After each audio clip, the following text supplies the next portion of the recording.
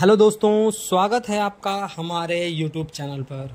दोस्तों, जब स्लैब की ढलाई की जाती है तो छत की ढलाई करते समय स्लैब की मोटाई कितनी रखनी है, यानी कि जो हमारा स्लैब का थिकनेस है, जो मोटाई है वो कितनी होनी चाहिए, इसको लेकर के लोग ज़्यादातर कंफ्यूज रहते हैं।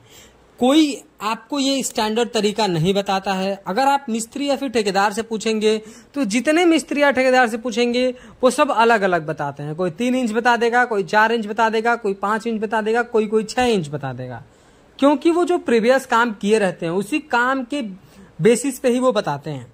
लेकिन हम आपको आज के इस वीडियो में बताएंगे कि वो सही तरीका क्या है और सही थिकनेस कितनी होनी चाहिए। देखिए, अगर आप छत की ढलाई कर रहे हैं तो अगर छत की ढलाई आपने ज्यादा मोटा कर दिया तो पहला तो आपका मटेरियल वेस्ट हो जाएगा, और दूसरा कि जो छत का डेड लोड है वो बढ़ जाएगा। जैसे मान लीजिए कि जहां पर छत का वेट एक अंदाजे के तौर पे कि अगर कोई आइडियल साइज है और उस पर वेट अगर मान लीजिए समझने के लिए कि 100 केजी है और आपने बहुत मोटा कर दिया तो वो 150 केजी हो गया, यानी कि उसका डेड लोड बढ़ गया। ये मैंने आपको समझाने के लिए बताया कि अगर बहुत मोटा भी कर देंगे तो वो भी वेस्टेज होता है। एक तो उसमें मटेरियल आपका वेस्ट होगा, आपका पैसा वेस्ट जाएगा, आपका टाइम बर्बाद होगा और बिल्डिंग का डेड लोड भी बढ़ जाता है।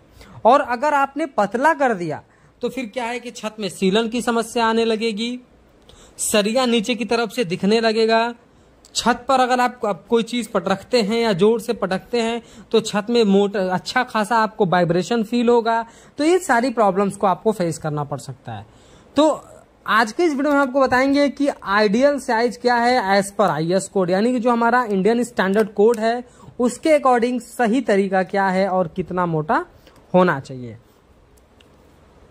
तो आज के इस वीडियो में हम कंप्लीट यही देखेंगे। जैसा कि आप सब जानते हैं कि छत की ढलाई करने से पहले सबसे पहले जिस तरह आपको वीडियो में दिखाया जा रहा है इस तरीके से शटरिंग का काम कराया जाता है।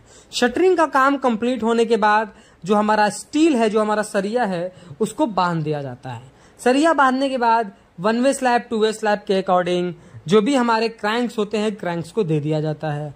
उसके बाद प्रॉपर तरीके से स्टील के नीचे और कंक्रीट का कवर ब्लॉक लगा दिया जाता है, ताकि जो हमारी कंक्रीट है वो अच्छी तरीके से सरिया के नीचे भी आ जाए और सरिया हमारा कंक्रीट के बीच में आ जाए, इसलिए हम कवर ब्लॉक लगा देते हैं। उसके बाद हमारा अगला प्रोसेस होता है कंक्रीटिंग करने का। तो जब भी आप स्लैब की कास्टिंग करें तो उसमें आप कम से कम M20 ग्रेड का कंक्रीट बनाएं, यानी कि एक बैग अगर आप सीमेंट यूज कर रहे हैं तो 1.5 बैग आप सैंड यूज करें और 3 बैग आप एग्रीगेट यूज करें। इस तरीके का कंक्रीट बनाकर जब आप स्लैब की कास्टिंग करते हैं तो आपका स्लैब मजबूत बनता है। अब हम बात करेंगे कि छत की जो थिकनेस है वो कितनी होनी चाहिए। तो एज पर IS कोड आपको छत की ढलाई कम से कम 5 इंच रखनी चाहिए। 5 इंच जो छत की साइज है वो रेसिडेंशियल प्रोजेक्ट के लिए वो एकदम सफिशिएंट है। अगर हम सेंटीमीटर में बात करें तो 12.7 सेंटीमीटर, और अगर हम mm में बात करें तो वो 125 mm होता है। ये हमारा एज पर IS कोड, यानी जो हमारा इंडियन स्टैंडर्ड कोड है उसके अकॉर्डिंग है। अब अगर किसी केस में अगर कि मान लीजिए कि बहुत छोटा प्रोजेक्ट आप काम कर रहे हैं, 400 स्क्वायर फीट 500 स्क्वायर फीट का घर बना रहे हैं, 1 BHK कर रहे हैं, तो वहां पर आप स्लैब की थिकनेस 4 इंच भी रख सकते हैं। वहां पर आपको कोई भी प्रॉब्लम नहीं आएगी, पर स्टैंडर्ड साइज हमारा 5 इंच है। दोस्तों, वीडियो पसंद आया तो प्लीज वीडियो को लाइक कर दें, और अगर चैनल पर नए हैं कंस्ट्रक्शन से रिलेटेड ऐसे ही इंफॉर्मेटिव वीडियोज इन फ्यूचर देखना चाहते हैं तो प्लीज चैनल को सब्सक्राइब करके बेल नोटिफिकेशन को ऑल पर प्रेस कर दें। Thank you.